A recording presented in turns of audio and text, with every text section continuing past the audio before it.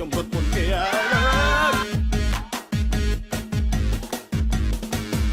សួស្ដីបងប្អូនអ្នកភូមិលោកមីងលោកតាលោកយាយខ្ញុំមកពីឆ្ងាយគឺចិត្តរូបពេលគ្នាព្រំដែនពេលចូលដល់ភូមិក្នុងចិត្តពួកខ្ញុំចម្លែកមែនតែនហេតុតែក្នុងភូមិក៏ស្កាត់ម្លេះមែនហើយពួកយើងមកទៅបង្ចុកមានឆ្ងល់អត់ភូមិប៉ុនណាណៃមានតែពួកយើងតាមអ្នកគុណបាំងប៉ោងគ្នាភ័យមកចុះគេថំចេញមករហូតតើយើងស្រែកហើយតែពួកគេលឺគេនាំគ្នាមកបាត់មនុស្សទៅណាតើបាត់អ្នកភូមិទៅណាតើមនុស្សទៅណាតើបាត់អ្នកភូមិទៅណាចម្លែកអស្ចារ្យអីយ៉ាចម្លែកអស្ចារ្យបាត់មនុស្សទៅណាតើបាត់អ្នកភូមិទៅណាភូមិខ្ញុំមួយលើអស្ចារ្យអ្នកណាក៏បាក់សក់ដែរភូមិខ្ញុំមួយលើអស្ចារ្យអ្នកណាក៏បាក់សក់ដែរភូមិខ្ញុំមួយលើអស្ចារ្យអ្នកណាក៏បាក់សក់ដែរភូមិខ្ញុំមួយលើអស្ចារ្យអ្នកណាចូលមកក៏បាក់សក់ដែរឯងចូលឯងងំឯងមើលឯងមកឡោង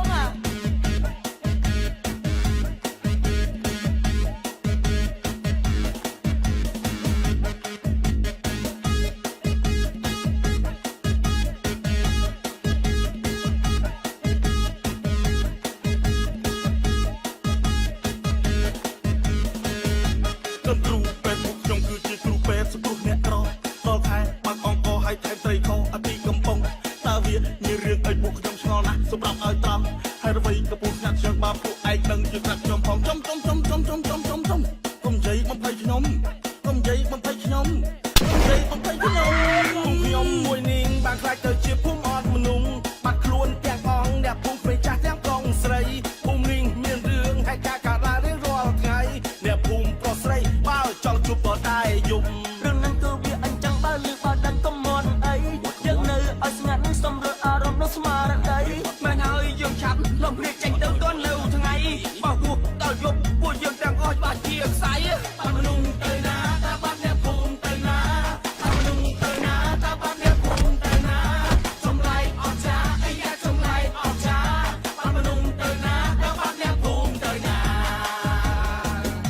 ភូមិខ្ញុំមួយលើអស្ចារ្យអ្នកណាក៏បាក់សក់ដែរភូមិខ្ញុំមួយលើអស្ចារ្យអ្នកណាក៏បាក់សក់ដែរភូមិខ្ញុំមួយលើអស្ចារ្យអ្នកណាក៏បាក់សក់ដែរភូមិខ្ញុំមួយលើអស្ចារ្យអ្នកណាចូលមកក៏បាក់សក់ដែរឯងចូលឯងងំឯងមើលឯងមកឡោង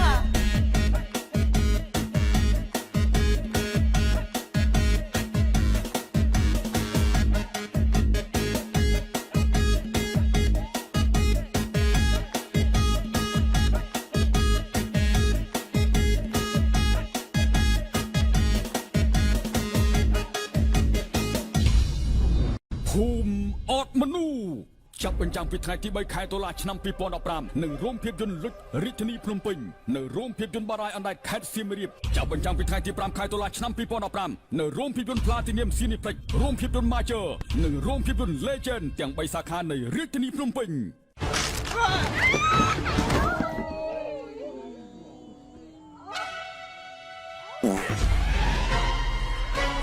នេះពលនឹងដឹកនាំរឿងដល់លោកឌៀបសុវណ្ណារា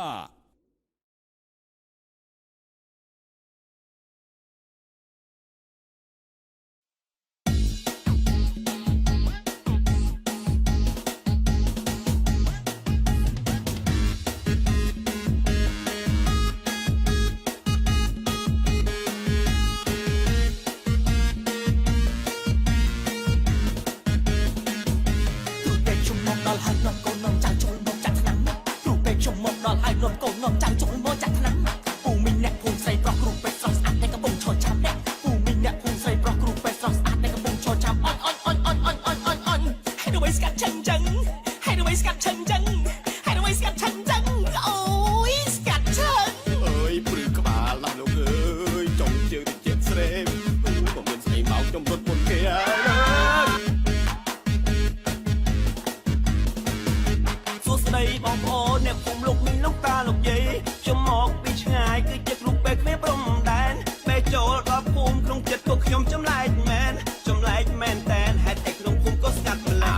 មែនហើយពួកយើងមកទៅបង្ចុកមានឆ្ងល់អត់ភូមិប៉ុនណាណៃមានតែពួកយើងតាមអ្នកគុណបាំងប៉ោងគ្នាភ័យមកចុះគេថំចេញមករហូតតើយើងស្រែកហើយតែពួកគេលឺគេនាំគ្នាមកបាត់មនុស្សទៅណាតើបាត់អ្នកភូមិទៅណាតើមនុស្សទៅណាតើបាត់អ្នកភូមិទៅណា